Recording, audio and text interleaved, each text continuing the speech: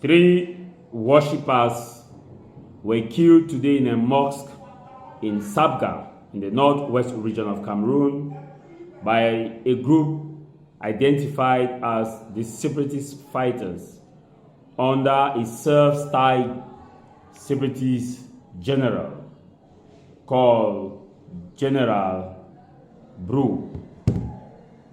Now, this occurred when these Muslim faithfuls went into the mosque for their usual Friday prayers to pray for Allah to guide and protect them, to pray for Allah to give peace in the restive areas, and to call for Allah's protection across the nation and faithfuls. What happened was that these separatist fighters stormed this mosque and started shooting indiscriminately. As they started shooting indiscriminately, some were injured and 3 people have been confirmed dead in Sabga, in the northwest region of Cameroon. This is so sad. Sad because these are the same people whom the people who killed them said they are there to protect them. Of these people killed, they are not soldiers. That you could say that maybe they were retaliating against soldiers. These are unarmed civilians. The same way we condemn military attack on civilian population, the same way we should condemn this one. These are unarmed civilians who have neither gone on an offensive, carried out an attack that we should say is retaliation. Indiscriminate shooting. And tell me, how do you want to gain international support? How do you want the international community to see you and understand you when you go about these kind of activities? I know some people who come to my comment section who want to justify. Some will even insult me, as they do whenever an unpopular topic like this comes up. They have to be fair. When hundreds of thousands of people moved to the streets on September 22, 2017, September 22, 2017, when hundreds of thousands of people moved to the street calling against marginalization, they were not calling against marginalization for their brothers to kill them.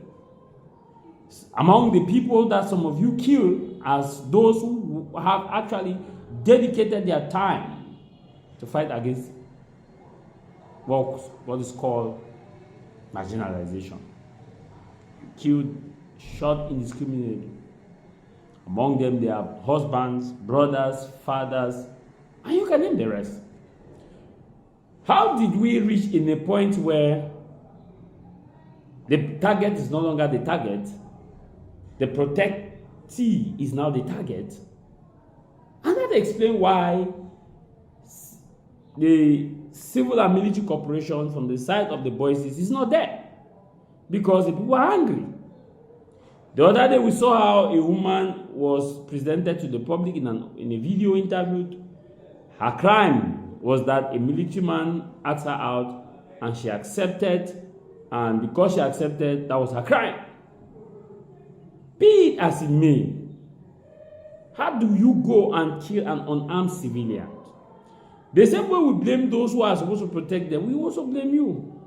The Geneva Convention is clear that even if somebody carries a gun and you are in battle with that person and you see that the person drops down the gun and raises the hands up, even if that same person wanted to kill you 5 minutes ago, the person raises the hand up and drops the gun and kneel down, you're not supposed to shoot that person. You're not supposed to kill that person. Because if you do, it's called a crime against humanity and a war crime. Some of you are out there say, oh, some people should be arrested from the government bench because they have committed crimes against humanity. But these same people will be quiet about this news I'm reading. If we must build a nation, whether it is from the nation of restoration or it is of the nation of one and indivisible or unitary, we must be honest and be frank. You may not like what I've said, But I condemn this killing in all fairness. All fairness. No one has a right to take another man's life. No one. At the end of the day, we all will die. We are going to die. Nobody is going to live in this Cameroon forever. Cameroon will remain Cameroon.